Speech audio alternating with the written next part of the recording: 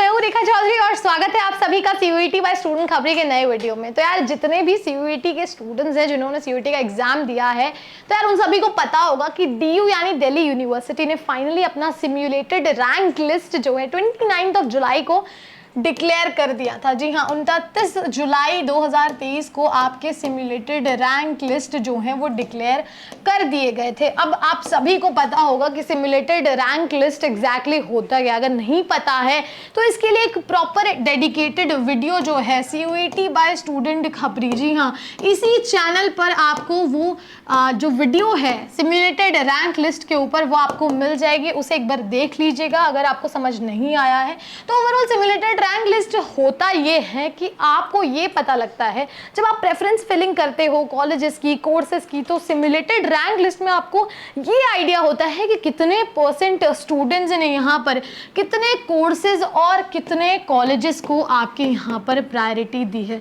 जी हाँ, overall simulated rank list में यही चीज़ का पता चलता है और आपको पता चलता है कि आपकी रैंक उस पर्टिकुलर कॉलेज और पर्टिकुलर कोर्स में कौन सी रैंक है। ठीक है, तो ये तो हो गई बात सिम्युलेटेड रैंक की। अब जो सबसे बड़ी क्वेरी यहाँ पर आ रही है वो ये आ रही है कि जो हमारा जो एडमिशन होना है डीयू में यानी दिल्ली यूनिवर्सिटी में, तो वो हमारा कॉमन रैंक के बेसिस पे एडमिशन होना है या फिर कैटेगरी वाइज जो रैंक आती है उसके बेसिस पे एडमिशन होना है। ये एक बहुत बड़ा सवाल है कि क्या हमारा जो कॉमन रैंक होता है उसके बेसिस पे हमारा एडमिशन होने वाला है, कॉमन रैंक को जो है कंसिडर करने वाले हैं डीयू वाले, या फिर कैटेगरी वाइज जो रैंक है उसको कंसिडर किया जाएगा। तो यार पहले ये समझना इंपॉर्टेंट है कि कॉमन रैंक या कैटेगरी रैंक में डिफरेंस क्या है और ये होती क्या है। तो इसको एक एग्जाम्पल के तौर पर समझते हैं।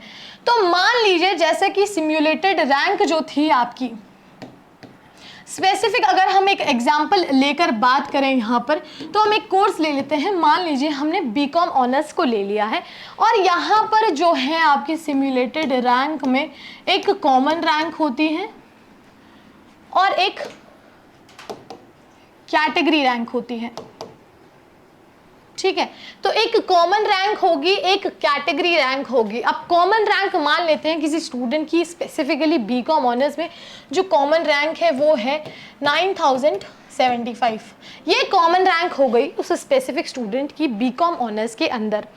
अब बात कर लेते हैं कैटेगरी रैंक की। तो मान लीजिए कि वो जनरल कैटेगरी का स्टूडेंट है और उसकी कैटेगरी की रैंक हो गई 175। ठीक है, या फिर मान लेते हैं कि इसको कर लेते हैं हम 715। यहाँ पर उसकी जो कैटेगरी वाइज रैंक हो गई वो हो गई 750 और उसकी जो कॉमन रैंक है वो हो गई 9075 विच इज 9075। तो यहाँ पर अब ये कैसे पता करेंगे कि हमारी स्पेसिफिक कोर्स में जो है यहाँ पर कैसे कौन से कोर्स में कितनी रैंक आ रही है। तो अगेन वही बात करते हैं कि जैसे जो है यहाँ पर सिम्युलेटेड रैंक जो आपके पास बनकर आई थी उसमें स्पेसिफिकली क्या बताया गया है। उसमें स्पेसिफिकली ये बताया गया है कि अगर हम स्पेसिफिक कॉलेज की बात करें, जैसे मान लीजिए हम SRCC की बात करते हैं, Shri Ram college of commerce की अगर हम यहाँ पर बात करते हैं तो उसमें फॉर एग्जाम्पल बीकॉम ऑनर्स के लिए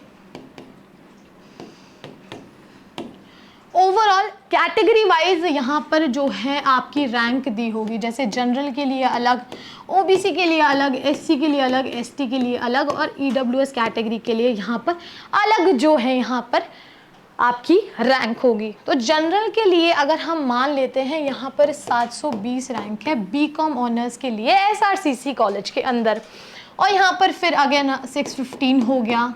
एग्जाम्पल के तौर पर ले रहे हैं, आप एग्जैक्ट नहीं कंसिडर कीजिएगा, फॉर एग्जाम्पल मैं बता रही हूँ। ठीक है, SC कैटेगरी की अगर हम बात करें तो यहाँ पर मान लीजिए 515 रैंक है। उसके बाद यहाँ पर ST कैटेगरी की बात करें 165 मान सकते हैं और EWS में 50 मान सकते हैं।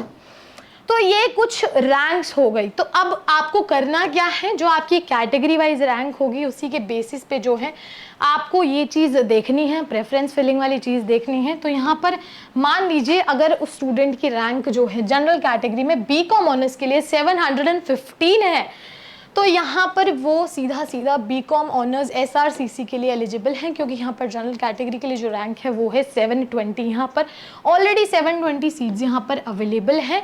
तो इसी तरह से जो है कैटेगरी और कॉमन रैंक का फ़र्क आप समझ सकते हैं सीधा सीधा, कि जो ओवरऑल कैटेगरी होती है, कैटेगरी मतलब स्पेसिफिक, मींस मान लीजिए जनरल की अलग, OBC की अलग, ST की अलग और SC की अलग, तो ये आपकी कैटेगरी वाइज रैंक हो जाती है। और कॉमन जो रैंक होती है आपकी, वो ओवरऑल रैंक होती है, सारी कैटेगरीज को मिलाकर जो रैंक बनती है वो कॉमन रैंक बनती है। तो ये आपकी क्वेरी का एक आंसर हो गया, ये सोल्यूशन हो गया है कि जो कॉमन रैंक है और कैटेगरी वाइज रैंक है उसका हमने डिफरेंस समझ लिया। इससे रिलेटेड और कोई डाउट है, कुछ समझ में ना आया हो, कमेंट सेक्शन में ज़रूर बताइएगा। Telegram channel CUET by student Khabri को ज्वाइन करना मत भूलिएगा, लिंक डिस्क्रिप्शन बॉक्स में मिल जाएगा।